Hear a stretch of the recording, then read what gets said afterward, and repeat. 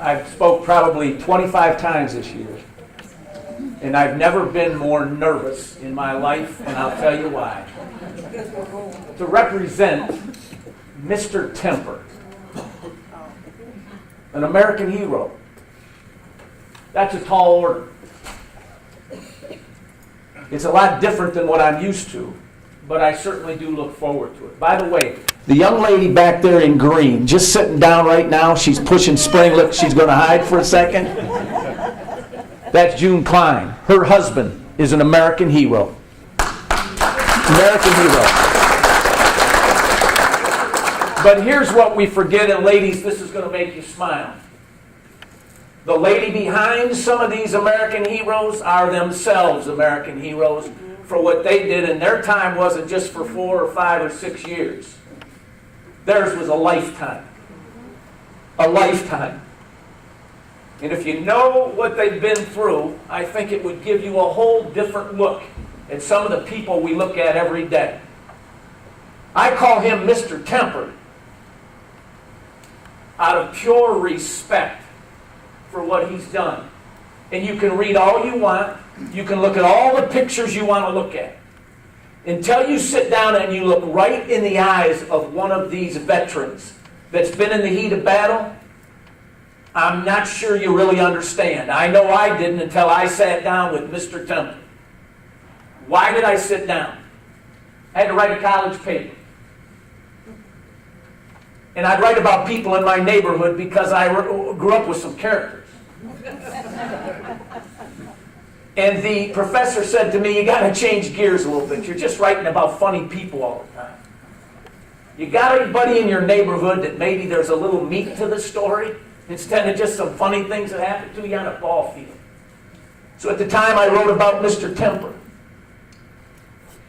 And then as my career as a teacher of 40 years, elementary teacher, taught 4th grade my whole life, I started to look at some of the papers that I had gathered over the years as a student going for graduate classes. And there's this story that I wrote about Mr. Temper. And I read it, and I thought, boy, I think I could write a much better story today than I did back in the day when I was hurrying when I was in college. So I sat down and I wrote about it. But I thought, I'm going to interview the guy first. Seen him all my life. I would ride my bike down the street, and I'd see Mr. Temper always walking with a couple Canadian crutches. And always by his side, ladies, was his wife. I love it. You ladies know where the strength comes from, don't you? Because I got a good feeling where it comes from. When I would walk with my dad by that house, I would see Mr. Temper with the Canadian crutches get into his car. My dad would say, you see that guy right there? I'd say, yeah, Dad, that's Mr. Temper. He's an American hero. And I would say, why do you say that, Dad? My dad would never say much. I think that generation really didn't want to tell this generation what went on. Didn't really want to get into the detail of it, probably to protect us. When I got older and I'd drive my car by that house, probably because a lot of good-looking girls hanging down around by that house and by the beach. But now I'm driving. And there he is getting in the car. Canadian crutches, same lady by his side. It went on forever. You know how long it went on? 60 years. Guys, in World War II, we hear all the stories about battle. But what about the battle of going day to day to day, carrying the burden of an injury, a traumatic injury? Can I tell you something? The guy was in a full body cast for a total of about 3.5 years. We know what happened in the 4 to 5 years of the war, right? This goes on forever for some of these guys. Forever. And for the lady by his side, forever. I sat down and talked to Mr. Temper because I wanted to dress that story up, and I thought, I'm going to give it to the family. Maybe it'll make somebody happy. Oh my gosh. The look in his eye, you can't explain it. Like I said, read all you want, see all the movies you want, do whatever you want to do, until you sit there and you look directly into his eyes. You don't really understand what those guys went through, unless, and I'm sure some of you guys in this room were there. He was so respectful of everything about it. I said to him, Mr. Temper, you've gone 60 years like this. Don't you get bitter with what happened to you? His reply stunned me. Bitter? I'm proud of my country. And I'd do it again. Are you kidding me? Are you kidding me? And I'm telling you, the look in his eye, you cannot duplicate it. You can't fabricate it. You can't understand it unless you can look right in those eyes and see. And the respect he had for those guys that he was in battle with is off the chart. He's an American hero. Hey, greatest generation. You know what you got to look at close at that picture? There's a lady in that picture too in there. Mr. Temper's not in that book. He could be. His wife's not in that book. She could be. That's right down the street from me. An American hero right down the street from me, and I never pedaled my bike and said, hey, Mr. Temper, thanks a lot. Pretty cool what you did. They'd hide it from us, and probably for good reason. He's in the Herdigan Forest. It's one of the biggest blunders in the history of war. Everybody who studies it says, what the heck were they doing this for? They're supposed to go on the road around to get to the Germans. They decide, let's cut through the forest, about 15 square miles. Germans are licking their chops. This is like a gift for us. Instead of staying on the road, they're going to go through there. You know what they did? The Germans would shoot at the treetops. And the shrapnel would rain down. Like it magnified what was coming down. Close your eyes for a minute, and I'll tell you how many died in that battle in a few months. Think about every man, woman, and child in Huron, and think about every man, woman, and child in Sandusky, and put it together, and it's still more. Let's bring it right down to where you can really... I understand why my dad didn't talk about it. I understand probably why Mr. Temper didn't want to talk about it.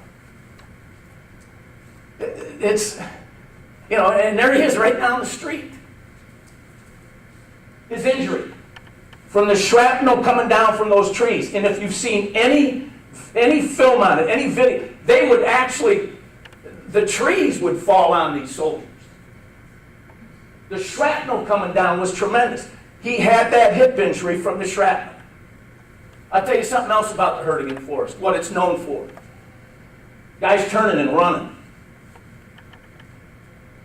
Deserters. Tough guys getting out. It was so terrible. Mr. Temper didn't run. He dug in. He didn't tell me that. I know by listening to him and studying it a little bit. That guy down the street from me getting in the car for 60 years with his Canadian crutches, he didn't run. He stayed home. That's why my dad said, you see that guy right there? That's an American hero. How beautiful is that? I want to tell you something. Ladies, I want you to listen close to this. Because teacher for 40 years, the coach in me, makes me want to say this. To compare that greatest generation to what we're all worried about right now. I lived it for 40 years with young people. Lady tells me that she's working at the health department in Sandusky. Lady comes in with her baby and says to the nurse, says, that's a beautiful baby. The lady says, you can have this baby for some drugs. That's where we're at today. And you know and I know that is too common a story. Now let me rewind to Mr. Temper again, laying out there with a hip injury, serious enough that he's going to be in a body cast in his time for over 3.5 years. I said, what was the worst thing when you got injured? Well, I'm thinking the pain, worried about where your future's at, what's going to happen. He said the worst thing laying there for 24 hours he laid there before he got help. He's in a battlefield that's littered with German and American soldiers. Littered with them. So in the movie we're talking about, this is real life stuff. He says, you know what I could hear all night long? For 24 hours? Every one of those soldiers who was still alive was crying out, Mommy. We go here, you can have this baby for some drugs. To the greatest generation where that's where all the strength and that's where it all boiled down to is they all wanted their mommy. You ought to see the look in his eye when he's telling you that.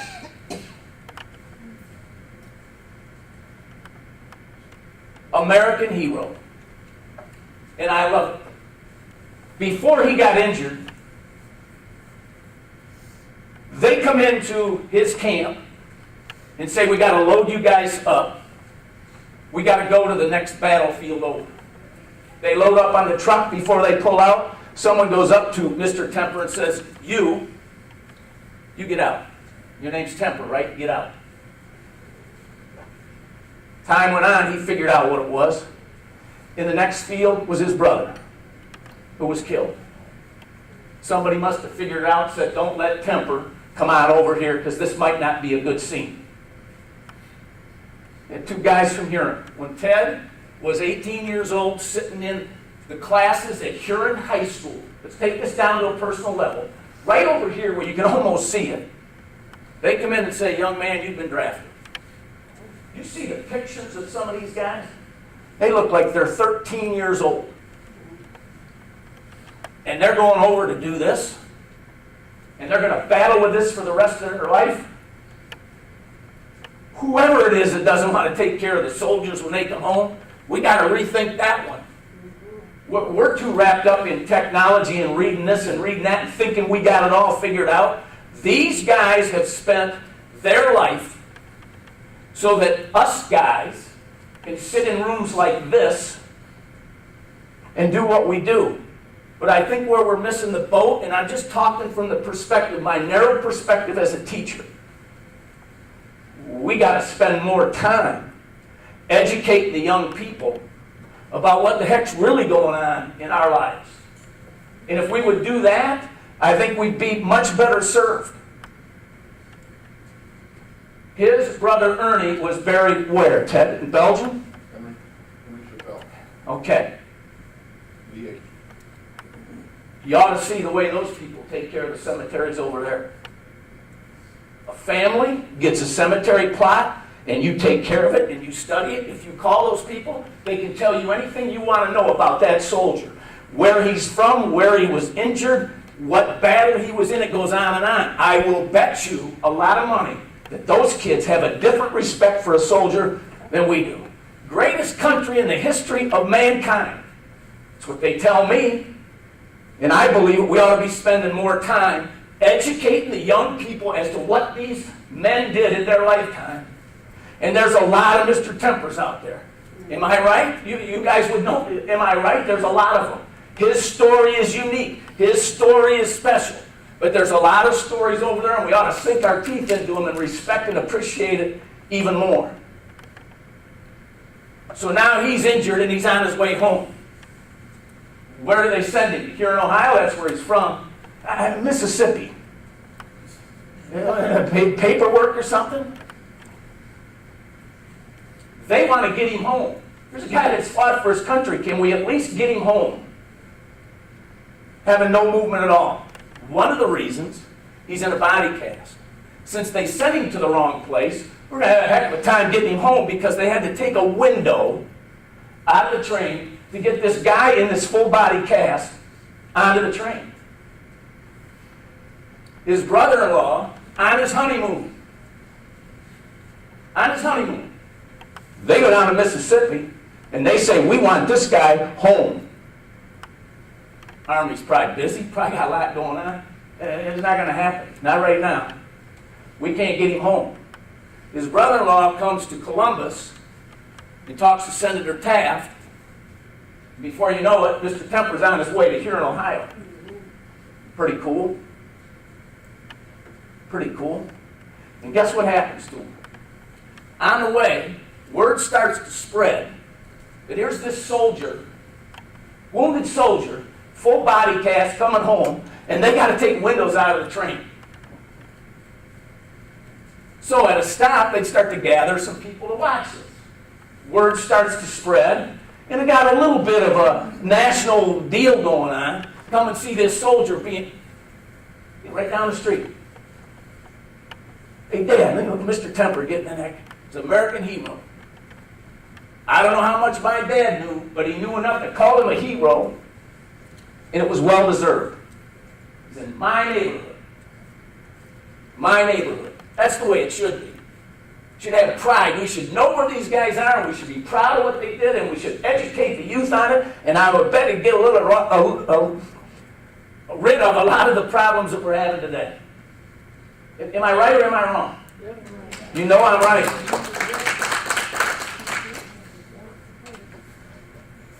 So, 3.5 years. What do? You pull out your cell phone when you're in a full body cast? You get the computer, what do you do? You read the Encyclopedia Britannica. Not one volume, not two, every single one of them. You're going to say that's hard to believe. Hard to believe you're in a body cast that long. You ever have a little cast and the itching that goes on in there? Imagine that long in a body cast. I don't know about you. I'd be bitter. I mean, think, wouldn't you? How does this guy fight that? Does he come home and feed off of the fact that he's been injured and he can draw a little bit of a pension? Oh, not Mr. Temper. No. Every day he puts on a shirt and tie and he goes to work to sell real estate. Kids today stop working because their feet hurt. They got a hangnail and they want to go home.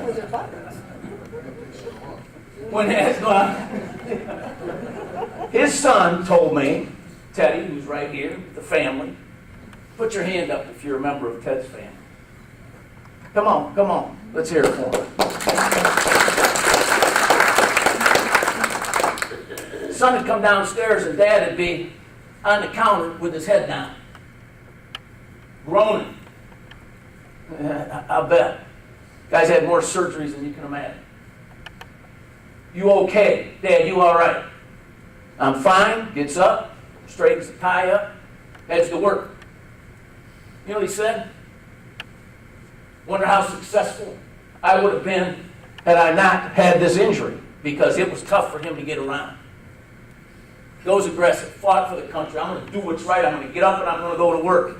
At lunchtime, he'd come home, take a nap. It's hard hauling that hip around. Wouldn't you imagine? I would.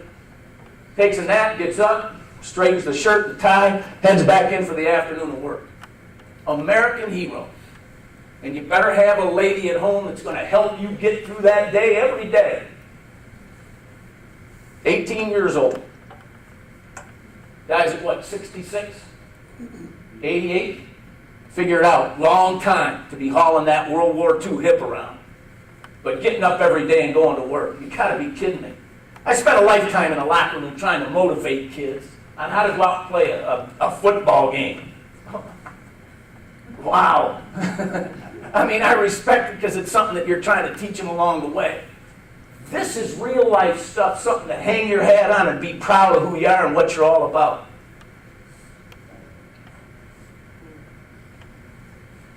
Never pulled in to say thank you. Memorial Day weekend, he's passed away. We've taken our football team down to Nickel Plate Beach every Saturday and worked the daylights out of them. Take some of the energy out of those young kids so they don't get in trouble on Saturday night.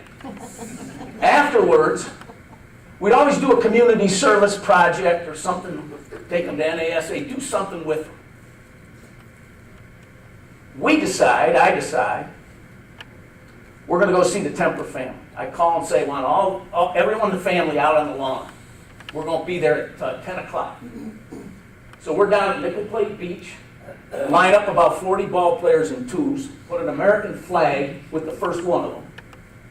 And I tell them, you run down that beach, and when you get to Old Homestead, make a right, go up the sidewalk, and the first house there in the middle that's facing, that's Temper's. Yeah, we know where that's at. Okay? I had my wife waiting, the bouquet of flowers. As soon as they hit the street, she handed the lead guy that. Guy next to him's got the flag. This is what we should be doing, isn't it?